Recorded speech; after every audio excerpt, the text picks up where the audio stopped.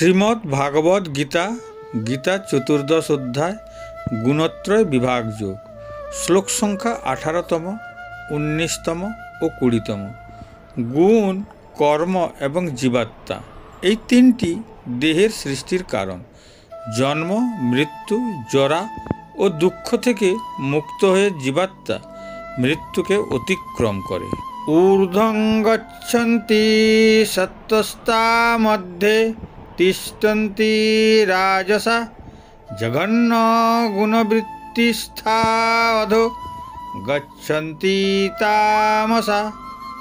শতগুণ সম্পন্ন ব্যক্তিগণ উচ্চতর লোকে গমন করে। রজগুণ সম্পন্ন ব্যক্তিগণ মধ্য নরলোকে অবস্থান করে এবং জঘন্য গুণ সম্পন্ন তামসিক ব্যক্তিগণ অধপতিত হয়ে নরকে গমন করে। শতগুণ হল শুদ্ধতা, জ্ঞান, শান্তি এবং আনন্দের গুণ। সত্যগুণে স্থিত ব্যক্তিরা জ্ঞানী, বিবেকবান এবং ধার্মিক হন। তারা পরম সত্যের সন্ধানে রত থাকেন। তাদের কর্মফল ভালো হয় এবং তারা পরলোকে উচ্চস্থান লাভ করেন। রাজসগুণ হল কর্ম, উদ্যোগ এবং আকাঙ্ক্ষার গুণ। রাজসগুণে স্থিত ব্যক্তিরা কর্মী, উদ্যোগী ও আকাঙ্ক্ষাশীল হন। তারা সাফল্য অর্জন করতে চান এবং পৃথিবীতে তাদের প্রভাব বিস্তার করতে চান। তাদের কর্মফল মিশ্র হয় এবং তারা পরলোকে মাঝারি স্থান লাভ করেন। তমসগুণ হল অজ্ঞতা, অলসতা ও মোহর গুণ। তমসগুণে স্থিত ব্যক্তিরা অজ্ঞ, অলস এবং মোহিত হন। তারা বিষয়ভোগে আসক্ত থাকেন এবং পরম সত্য সম্পর্কে উদাসীন থাকেন। তাদের কর্মফল খারাপ হয় এবং তারা পরলোকে নিম্নস্থান লাভ করেন। নন্যং গুণেভ্য কর্তারং যদা দ্রষ্টানুপশ্যতে গুণেভ্যশ্চ পরং ব্যক্তি মদ্ভাবং সহাধিগচ্ছতি।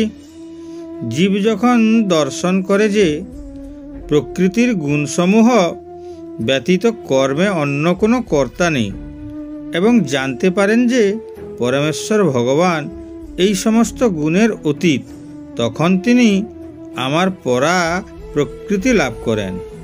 এই শ্লোকটি ঈশ্বরের প্রতি দৃষ্টিভঙ্গি সম্পর্কে আলোচনা করা। সাধারণত আমরা ঈশ্বরকে তার গুণাবলী এবং প্রকাশের মাধ্যমে দেখি।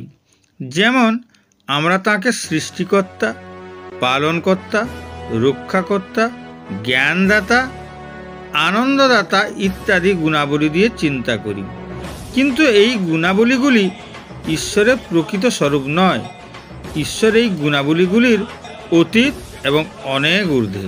যখন আমরা ঈশ্বরের এই গুণাবলীগুলি থেকে পৃথকভাবে তাকে দেখতে পারি, তখন আমরা তাকে তার প্রকৃত স্বরূপ মদভাবকে বুঝতে পারি। মদভাব হল ঈশ্বরের অসীম, নিত্য, অক্ষয় এবং সর্বব্যাপী স্বরূপ। এই মদভাবকে বুঝতে পারলেই আমরা জন্ম মৃত্যু থেকে মুক্তি লাভ করতে পারি। গুণানে তানতীত্তৃণ দেহি দেহ সমুদ্ভবান জন্ম মৃত্যু জরা দুঃখই বিমুক্ত মৃতম শ্নুতে। দেহধারী জীব এই তিন গুণ অতিক্রম করে জন্ম, মৃত্যু, জরা ও দুঃখ থেকে বিমুক্ত হয়ে অমৃত ভোগ করেন। এই শ্লোকটিতে ঋষি পতঞ্জলি গুণ, কর্ম এবং জীবাত্মা এই তিনটি দেহের সৃষ্টির কারণ হিসাবে বর্ণনা করেছে। গুণ হল প্রকৃতির তিনটি গুণ, সত, রজস, তমস। কর্ম হল পূর্বজন্মের কর্মফল। জীবাত্মা হল আত্মা বা চেতনা। দেহের এই তিনটির মধ্যে জীবাত্মাই হল অন্তিম বাস্তবতা। গুণ এবং কর্ম হল ক্ষণস্থায়ী, কিন্তু জীবাত্মা চিরন্তন। জন্ম, মৃত্যু, জরা এবং দুঃখ হল গুণ এবং কর্মের ফল।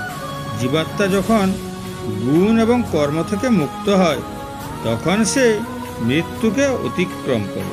যোগব্যায়াম, ধ্যান এবং জ্ঞানের চর্চার দ্বারা ত্রিগুণাত্মক গুণ এবং কর্মের বন্ধন থেকে মুক্তি হতে পারলে আমরা জন্ম মৃত্যুকে অতিক্রম করতে পারব এবং চিরঞ্জীবী হতে পারব।